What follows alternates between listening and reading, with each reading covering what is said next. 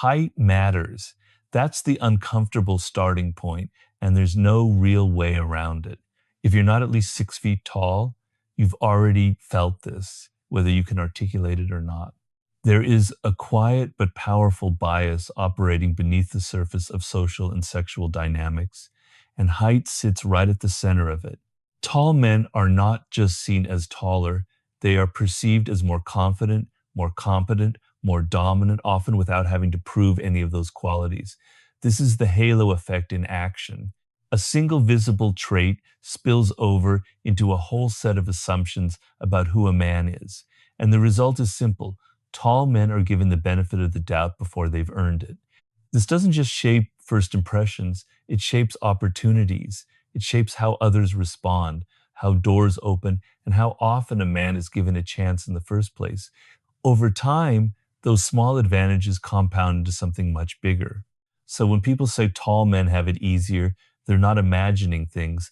The advantage is real. The question is not whether it exists, but what it actually does and what you can do about it. This advantage becomes even more obvious when you look at how perception translates into real-world outcomes. Height doesn't just influence attraction, it alters how a man is evaluated across multiple domains at once. In social environments, taller men are more likely to be seen as natural leaders. In professional settings, they are more likely to be perceived as competent and authoritative. And in the sexual marketplace, that same bias intensifies even further.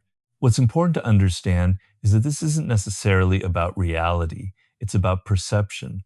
A tall man doesn't need to actually be more confident or more capable to be treated as if he is. The assumption is made automatically, often unconsciously. And once that assumption is in place, it changes how people behave toward him. They listen more, they respond more positively, they give him more room to succeed. Over time, many tall men grow into these expectations. If you are consistently treated as confident, you tend to become more confident. If people respond to you as a leader, you start behaving like one. But just as often, this alignment never fully happens. Some tall men remain average in skill or personality, yet still benefit from the perception alone. Their height continues to carry them in situations where others would have to work harder just to be noticed. This dynamic becomes particularly distorted in dating. Height exerts a disproportionate influence on female perception, sometimes to a degree that borders on irrational. There are women who openly admit they struggle to distinguish whether they are attracted to a man's actual appearance or simply to his height. In other words, height can blur the line between genuine attraction and perceived attraction. A man who is objectively average or even below average in facial attractiveness can still receive significant attention if he is tall enough. At around 6'4", the equation changes dramatically. Height alone can elevate a man into a different category of desirability. It acts almost like a shortcut, bypassing the usual filters that would otherwise apply. Now, part of the confusion around this topic comes from a misunderstanding of averages. The average male height in the United States is about 5'9", which is already above the global average. The average woman is significantly shorter, around 5'3". On paper, this difference should be more than enough to establish a sense of height advantage for most men. But in practice, that's not how it plays out. In modern dating environments, especially on apps, preferences are not centered around average. They are centered around ideals. And one of the most prominent ideals is the 6-foot threshold. A substantial portion of women set this as a minimum requirement, despite the fact that only a small percentage of men actually meet it. When you combine this with the fact that not all men are single or available, the pool shrinks even further. What you end up with is a situation where a large number of women are competing for a very small group of men. This dramatically increases those men's options, while simultaneously decreasing the likelihood that they will commit to any one person. The ripple effects of this are significant. It creates a feedback loop where taller men are exposed to more opportunities, reinforcing their perceived value, while average height men who are not lacking, just not exceptional in this one trait, begin to fade into the background. They are not rejected outright, they are simply overlooked. To understand how this feels, imagine being perfectly average in attractiveness as a woman, yet having the vast majority of men ignore you completely. Not because you lack personality, intelligence, or warmth, but simply because you don't meet a specific visual threshold. That's the kind of dynamic many men experience when it comes to height. And unlike other traits, height is largely fixed. There is no practical way to change it. You are, for the most part, dealing with an unalterable variable. This is what makes it particularly frustrating. It's not just that there's an advantage, it's that the advantage is tied to something you cannot control. At this point, it becomes tempting to frame the entire system as unfair, and to some extent it is, but recognizing the distortion is only the first step. The more important question is how to respond to it in a way that doesn't lead to resentment or passivity. Because while height may influence the game, it does not fully determine the outcome. At some point, a man has to confront a simple reality. There are variables he can't change, and there are variables he can. Height falls firmly into the first category, and if he fixates on it for too long, it becomes a psychological trap, one that drains energy without producing any meaningful return. So the shift has to happen. Attention must move away from what is fixed and toward what is actionable. The first and most immediate lever is the body. While height is static, physique is not. In fact, one of the overlooked advantages of being on the shorter side is that physical transformation tends to show faster and more dramatically. Muscle mass fills out the frame more efficiently, definition becomes visible sooner, the visual impact of discipline in the gym is amplified. A well-built man at 5'7" does not look like a smaller version of a tall man. He looks compact, dense, and formidable, and in many cases, this kind of presence carries its own form of attraction. It signals control, effort, and self-respect, none of which are dependent on height. But physique alone is not enough. Presentation matters. The way a man dresses, the way his clothes fit his body, the way he carries himself, these all contribute to the overall perception others form.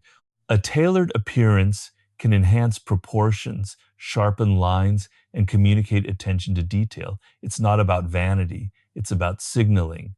The second lever is financial. This is less comfortable to talk about, but it is just as real. Resources matter in the mating and dating landscape. A man who cannot rely on immediate visual advantage must often compensate through other domains of value, and financial stability is one of the most powerful among them. There is research suggesting that income can offset height disadvantages to a measurable degree. In practical terms, a shorter man may need to earn significantly more to be perceived as equally desirable as a taller counterpart earning less. The numbers can be striking. The gap is not small, but the principle is clear. Value can be built even if it requires more effort. And unlike height, financial growth is scalable. It's difficult, yes, but it's possible. More importantly, it improves a man's life regardless of dating outcomes. Wealth increases freedom, expands options, and reduces dependency. These are benefits that extend far beyond attraction.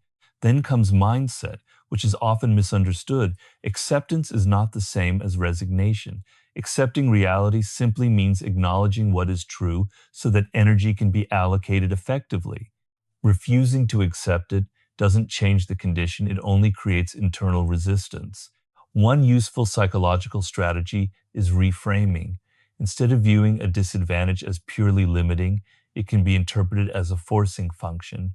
Men who do not receive early validation based on appearance are often pushed to develop in other areas skills, discipline, ambition.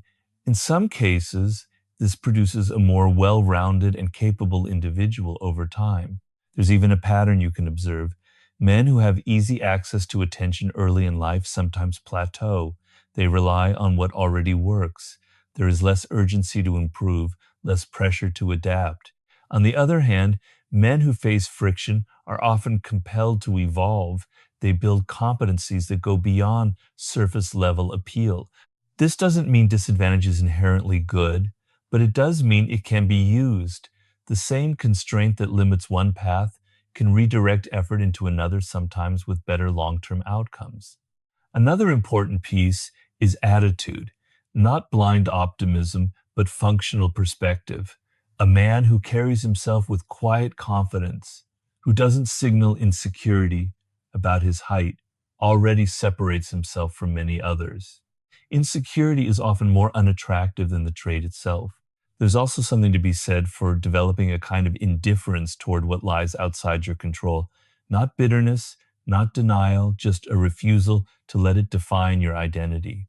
When a man stops negotiating with reality and starts working within it, his behavior changes.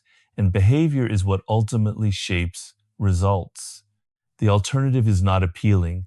Complaining does not alter perception. It does not increase attraction. It does not open doors. It only reinforces a sense of powerlessness. And over time, that becomes a self-fulfilling loop. So the more productive stance is this: even with a disadvantage, the game is still playable. The odds may not be equal, but they are not zero. A man can still build strength, status, competence, and options. He can still become desirable, just not through the most effortless path. And in some cases, that path produces something more durable than height ever could. So yes, tall men do have it easier. That part is true. The advantage exists, and it shows up in ways that are often subtle but cumulative, shaping perception, influencing opportunity, and amplifying outcomes over time. Ignoring that reality doesn't make it disappear, but it also doesn't define the entire game. Height may open doors, but it doesn't guarantee what happens after you walk through them. And more importantly, it is only one variable in a much larger system. A man is not reduced to his stature unless he allows himself to be. The more grounded approach is to recognize the asymmetry without becoming trapped by it, to accept that some things are out of your control while others remain fully within it. Your body, your finances, your habits, your mindset, these are levers you can pull. And when used deliberately, they can shift outcomes in meaningful ways. The objective is not perfection, it's leverage. It's building enough value across multiple domains that one disadvantage no longer dictates your trajectory. Because in the end, the men who win are not always the ones who start ahead. They're the ones who adapt, improve, and continue playing the game with clarity.